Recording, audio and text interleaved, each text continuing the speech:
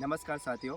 हम अभी श्री राम शानदार जैविक कृषि अनुसंधान एवं प्रशिक्षण केंद्र कोटा के प्रांगण पर है और यहाँ पे गेहूं की फसल लगा रखी है। मतलब कि गेहूं की खेती कैसे कर सकते हैं, अपने जैविक खेती कैसे कर सकते हैं, जैविक खेती में कौन कौन सी चीज़ें अपन उपयोग कर सकते हैं और शुरुआती अवस्था में हम जैविक खेती किस तरह से कर सकते हैं।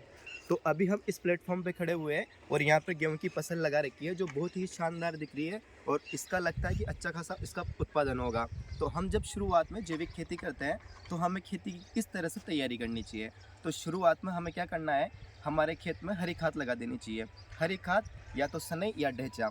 अब ढेंचा लगाओ तो ढेंचा का कम से भी कम 1 बीघा के अनुसार 20 किलो बीज उपयोग होता है। तो आप 20 किलो बीज लगा के ढेंचा लगा सकते हो।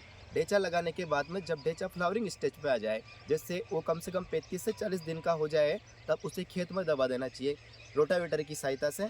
तो आप किसी की सहायता से उसको खेत में दबा दो। जब खेत में दबाने के बाद में जब हम गेहूँ लगाने का टाइम आएगा, तब हम इसमें 1 बीघे में हम 20 किलो से 25 किलो तक बीज ले सकते हैं। उसकी बीज की हमें बुआई कर देनी है। तो हमें बुआई करेंगे उससे पहले जैसे हमने हरी खाद लगा दी, हरी खाद के बाद में हमें कंपोस्ट डालना चाहिए, जो सरल कंपोस्ट रहता है। हमें 1 बीघे के अनुसार 3 टन, जब हम शुरुआती अवस्था में खेती करेंगे तब हमें सरल खाद 3 टन 1 बीघा के अनुसार से डालना है। जब हम डाल देंगे, खेत की बेड़ा तैयारी कर देंगे, उसके बाद में हमें खेत में गेहूं की बिजाई करनी। अब बिजाई किस तरह से करेंगे हम, तो हम जब बिजाई करेंगे तब हमें गौमूत्र और चूना से उन बीजों का उपचार करना चाहिए। क्योंकि खेती में अगर हम गेहूं का बीज उपचार करेंगे तो उससे क्या होगा कि बीजों द्वारा जो रोग फैलेगा और रोग बीजों द्वारा आगे ट्रांसफर नहीं होगा। एक, गेहूं में जो अंकुरण क्षमता है वो बढ़ जाएगी, जल्दी से जर्मिनेशन हो जाएगा, जल्दी से अंकुरण हो जाएगा। तो हम गौमूत्र और चूने से इसका उपचार कर सकते हैं। अब बात आती है कितनी मात्रा में कितनी चीज़ें लेनी है। तो हम 10 किलो बीज के लिए 100 ml गौमूत्र लेते हैं और 10 किलो बीज के लिए हम 10 ग्राम चूना लेते हैं।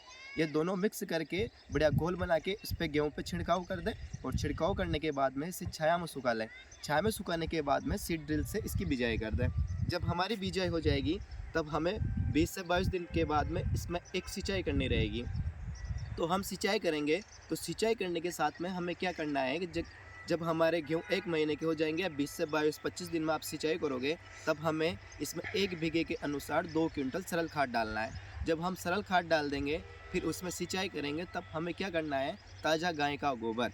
हमें ताज़ा गाय का गोबर लेना है 30 किलो 1 बीघे के अनुसार। या तो पानी के साथ चला दें या फिर छोटे छोटे लड्डू बना के अपने खेत में डाल दें।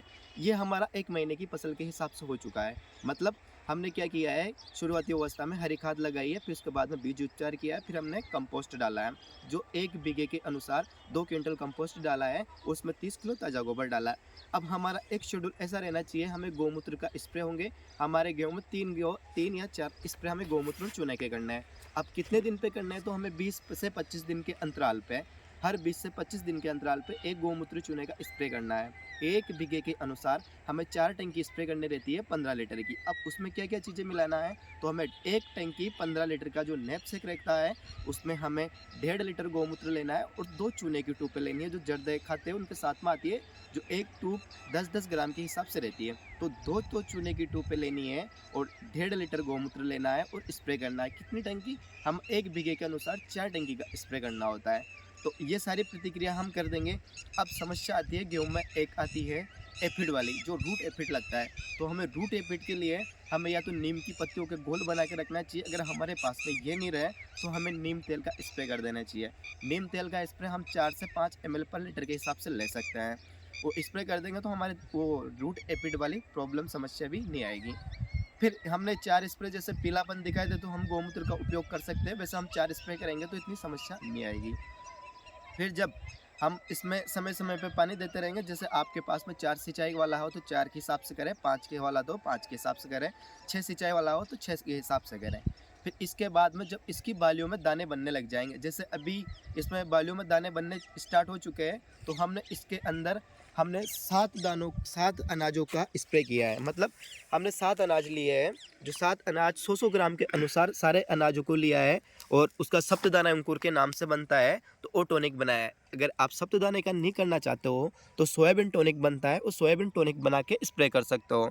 तो हमारी जो लास्ट स्टेज रहेगी ये यही रहेगी और इस अनुसार इस स्टेप बाय स्टेप आप जैविक खेती कर सकते हो और अच्छा खासा उत्पादन ले सकते हो।